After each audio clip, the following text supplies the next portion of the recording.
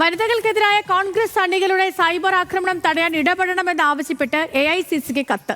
വനിതാ മാധ്യമ പ്രവർത്തകരുടെ ദേശീയ കൂട്ടായ്മയാണ് മല്ലികാർജ്ജുൻ ഖാർഗെക്ക് കത്തയച്ചത്. രാഹുൽ മാങ്കൂട്ടത്തിനെതിരെ പരാതി നൽകിയ പെൺകുട്ടികൾക്ക് നേരെ നടത്തുന്ന സൈബർ ആക്രമണം ചൂണ്ടിക്കാട്ടിയാണ് NWMIയുടെ കത്ത്. ശരത് ലാൽ ഡൽഹിയിൽ നിന്ന് നമുക്കൊപ്പം തത്സമയം ചെലുത്തുന്നുണ്ട്.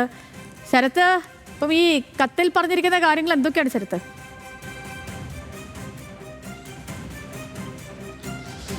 വളരെ വിശുദ്ധമായ കത്ത് തന്നെയാണ് മാധ്യമ കൂട്ടായ്മ, മലയാളികളുടെ വനിതാ മാധ്യമ കൂട്ടായ്മ കോൺഗ്രസ് അധ്യക്ഷൻ മല്ലികാർജ്ജുന ഖാർഗെക്കും അതേപോലെ പ്രതിപക്ഷ നേതാവ് രാഹുൽ ഗാന്ധിക്കും പ്രിയങ്ക ഗാന്ധിക്കും കത്തെഴുതിയത്.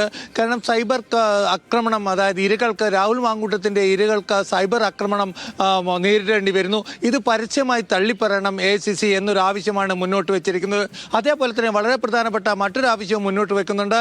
AICC KPCC സംഘടനാ തലത്തിൽ ഒരു ഇന്ത്യൻ കമ്മിറ്റി ഉണ്ടാക്കണം. വനിതകൾക്ക് നേരെയുള്ള ആക്രമണം, അതിനെക്കുറിച്ച് പരാതികൾ പരിശോധിക്കാൻ മുതിർന്ന വനിതാ നേതാക്കളെ ഉൾക്കൊള്ളിച്ചുകൊണ്ടുള്ള ഒരു കമ്മിറ്റി രൂപീകരിക്കണം തുടങ്ങിയ ആവശ്യങ്ങളാണ് ഉന്നയിച്ചിരിക്കുന്നത്.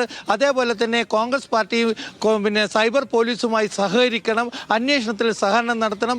രാഹുൽ മാങ്കൂട്ടത്തിനെ ഒളിഞ്ഞും തെളിഞ്ഞും സഹായിക്കുന്ന കോൺഗ്രസ് നേതാക്കൾക്കെതിരെ കർക്കശമായ താക്കീത് നൽകണം, നടപടിയെടുക്കണം തുടങ്ങിയ നിരവധി ആവശ്യങ്ങൾ ഈ കത്തിൽ ഉന്നയിച്ചിട്ടുണ്ട്.